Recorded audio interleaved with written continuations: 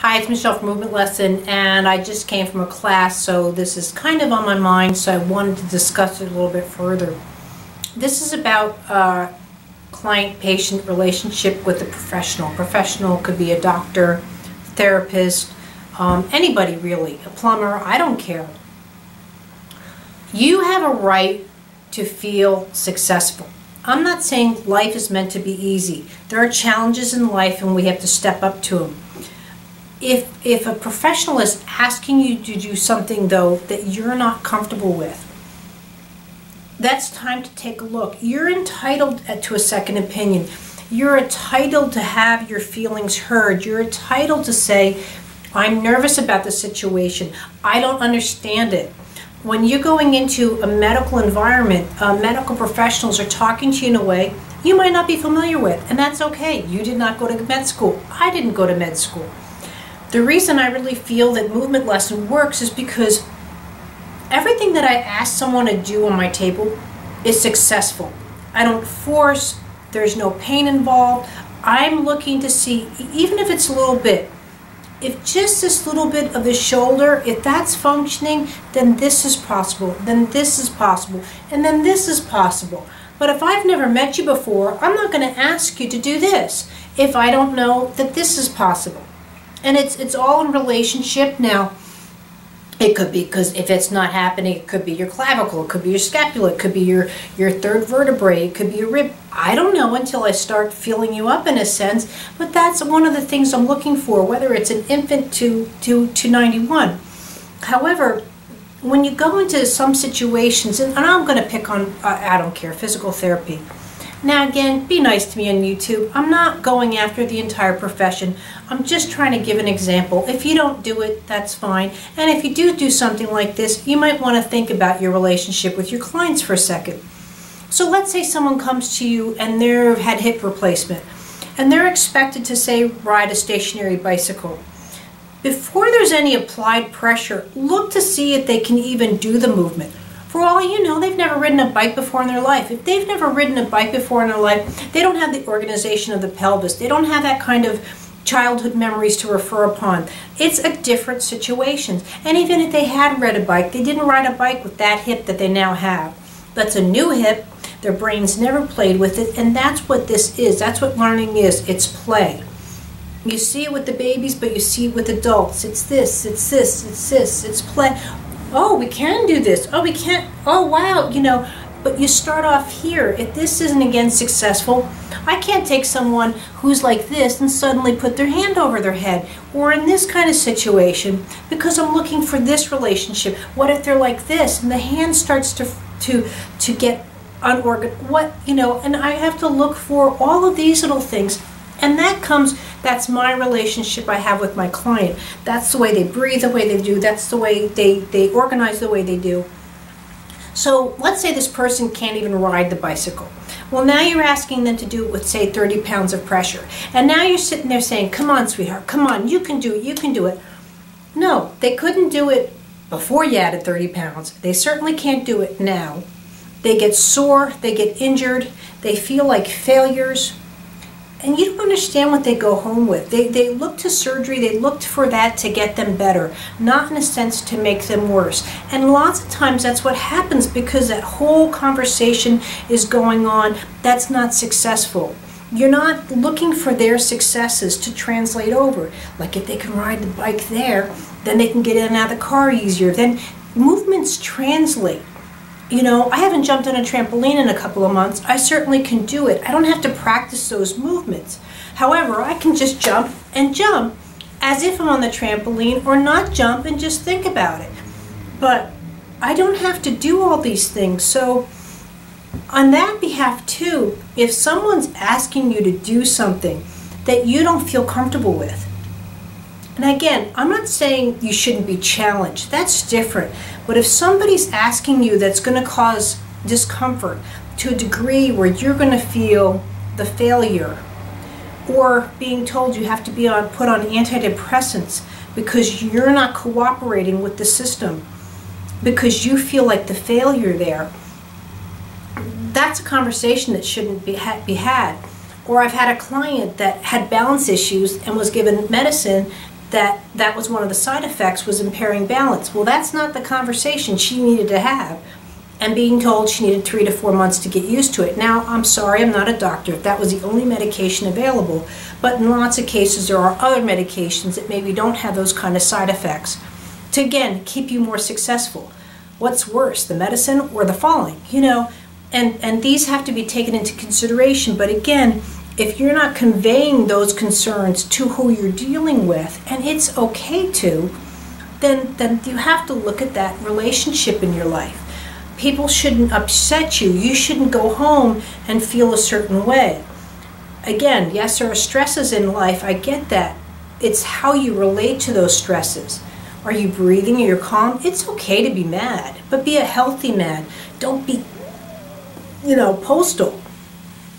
Because again, those are behaviors that you didn't deal with correctly coming into these situations. But just because someone is a professional doesn't give them the right to assume what's best for your life if you, A, don't understand it. It compromises your lifestyle. I really mean this with the kids. You have no idea. Let's wait 6 months. Okay, let's just say you only wait 6 months. When you already know that there's a situation, or the mother's begging for help, parent, father too, but I'm a mom. Okay, now you've waited 6 months. Do you think there's a pediatric neurologist that's waiting for you 2 days later? No. I'm in a major city. It's going to take me at least 2 months to get in as a new patient, maybe even 3 months. Okay, so now you've waited 6 months. You've now got the referral. The referral can take up to a month. Great. Now it's 2 months to get into that person. Great. Now you need an MRI. Well, that means sedation. So that's about 4 to 6 weeks minimum, depending on the situation. Great. So you're really looking at, let's wait 6 months to, you're not going to have even close to a diagnosis for over a year.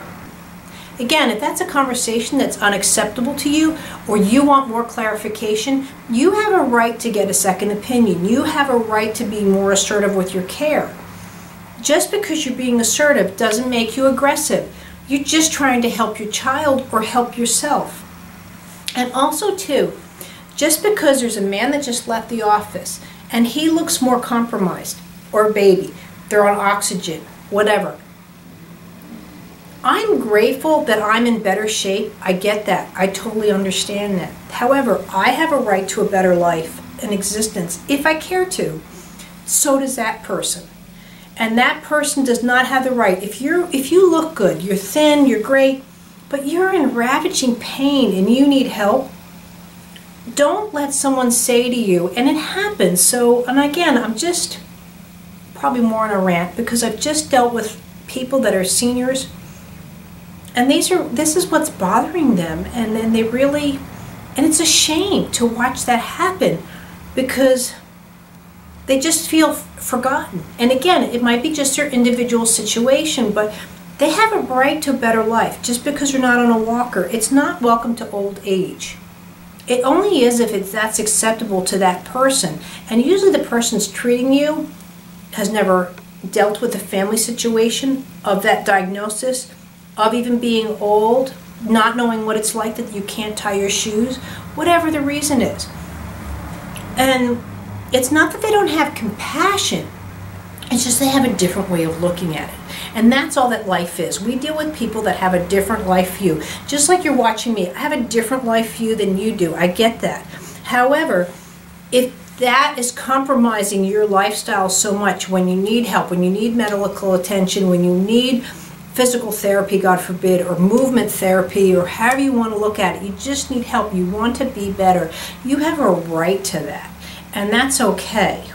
It's okay, again, like I said, if that relationship with that plumber is not working for you, there are 50,000 other plumbers that can help you. It's the same with medical, it's the same with an accountant, I don't care who it is. Yes, you're going to have, again, strains. That's why we don't get divorced every 3 seconds or find new kids or whatever. I understand that. However, it's about that give or take, and you evolving into a human being. You're allowed to use your intelligence in the situation, and so are they. And if they don't want to hear it, or again, that relationship's not working, it's okay. But if you're feeling pain almost going into this situation, that means your breathing's compromised, the way you're acting is compromised. And these are just little warning signs that either you need to, maybe it's you that needs to learn how to speak up better, and that's okay. Have a list. Don't do it while you're stark naked. You know, tell the person, I don't feel comfortable talking to you in this situation. Can I please go put my clothes on so I can, you know, and again, that's more sometimes for a female than a male, who knows? But get yourself in a situation, write down a list if you feel you're going to forget. Do things to make you successful.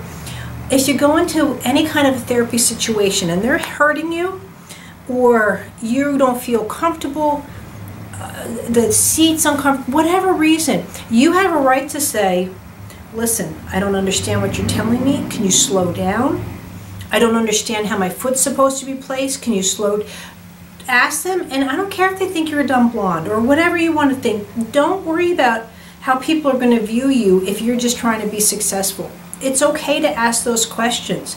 I constantly, especially when I haven't seen you before, are you comfortable? Can I adjust the temperature in my room? If there's any way I'm touching in a way that makes you uncomfortable. I don't know if someone's, let's say, God forbid, been abused, and I'm going to touch them in this certain way that's going to create a startle effect that I have no knowledge of. And again, I'm just giving my client permission. I always introduce myself to a child. A parent will say, oh, they're nonverbal. That's fine. I still say, I'm Miss Michelle. This is what I'm doing. There's no owies today. This is what we're... It's just, even my mannerisms, the way I breathe affects the way they respond. And that's okay. So it's just, I don't know, again, it's just, you're allowed a right to be better, and you're allowed a right to have a second opinion. You're allowed that space, that availability to go home and think about it. If all you never say is committing to something on the spot, I have to go home and check my calendar. If that's what you need to do to say, to go home and allow yourself to process that information, great. And then you can call back and you can still commit and join in, or you can say, you know, I'm really too busy at the time, I have a conflict at that time. There are ways of working with your situation to make it more successful. But again, if you want to rise to a higher occasion, if you want to be better, if you want to be without pain, be able to move, do whatever, you have that right too. And just, I don't know what to say, just don't let somebody hurt you. It's really hard to see. And don't let anyone to expect sometimes more than you when you just don't have it to give at that moment. You're allowed to say, give me 5 minutes, give me 10 minutes, can we try again tomorrow? And that's okay too. So I don't know where I've gone with this, but anyway, it's just hard sometimes to see people in that situation and they're allowing it. So I hope this ramble was okay. Thanks.